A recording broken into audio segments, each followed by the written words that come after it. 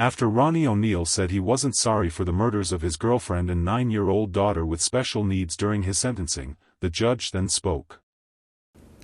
I am not sorry for something I didn't do, and I am not sorry for the things I did do. Mr. O'Neal, All right. Listen, stop. All right. Listen to me. I'm not You're not going to raise your voice again. I'm not going to raise my voice again. I'm not. I will have you removed from this courtroom. I can sentence you without you being present. Yes, ma'am. You don't conduct I yourself. understand, Your Honor. Thank you. But I will say, I'm sorry for your loss. 19 years I've been at this job. I've seen human beings killed at the hands of others in every way imaginable. You name it, I've seen it.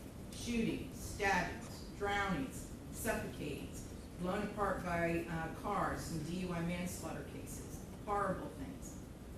This is the worst case I have ever seen as far as the facts go.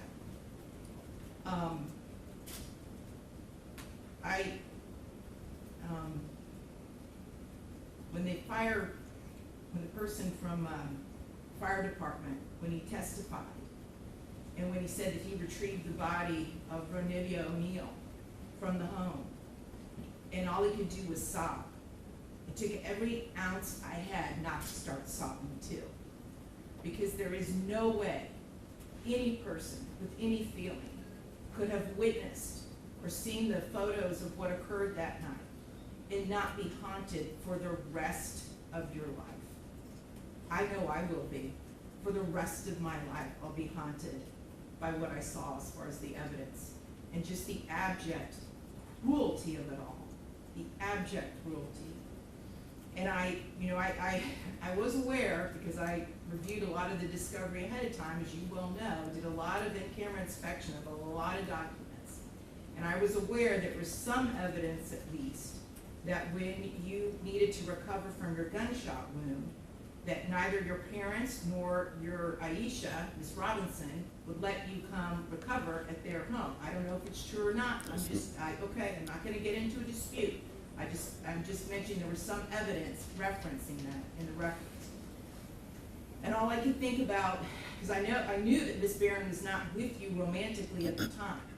And I knew that she just out of the goodness of her heart let you come stay with her.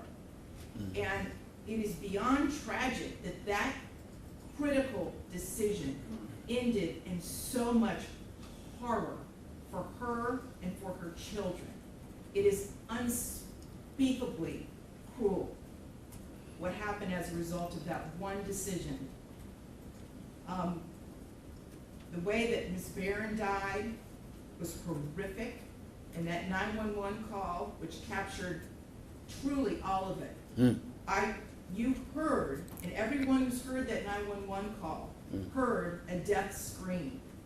If anybody ever wants to know what it sounds like before a human being dies, knowing that their death is imminent, that's exactly what it is. That was a death scream. We're going to see if it's true. But what happened to little Ronivia and to little Ronnie, but I'm going to focus on Ronivia, because she was special. And you could tell Miss Barron had done everything she could to create a beautiful home for her family. I noticed that the Ronivia's bedroom, before you set it on fire, you could tell she tried so hard to make her feel like a princess. Kenyatta did everything she could. And I noticed too in the kitchen, on the refrigerator, she put up magnets that said faith, love, family, hope. And then you know what else happened to that refrigerator during that night? It got splattered with blood all over it due to what happened. Little Ronivia, she couldn't scream, she couldn't run away, and she witnessed what you did to her mother as far as shooting her mother in the arm with the gunshot. She knew. And the horror that that child suffered. And She already had a life where she was born with challenges regarding her physical and her mental disabilities. But the pain and suffering that she suffered that night at your hands, unspeakable, absolutely unspeakable. And at the moment, that first time you struck her with that hatchet, and little Ronnie testified that all he could see was tears coming out of his sister's face.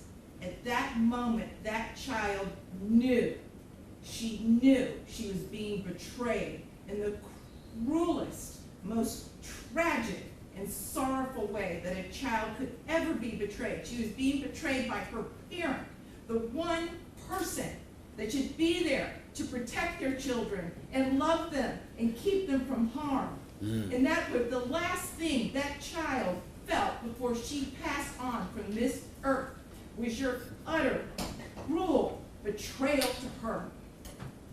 And I read somewhere, and I don't know if it's true or not, I have no idea, but I read somewhere that souls pick their lives, and that they know exactly how difficult their lives are going to be before they enter into this world. And I don't know if that's true or not, but if it is, Ronivia O'Neal is one of the bravest souls I have ever come across in my 54 years on this planet. One of the bravest ever, ever, because she suffered so traumatically.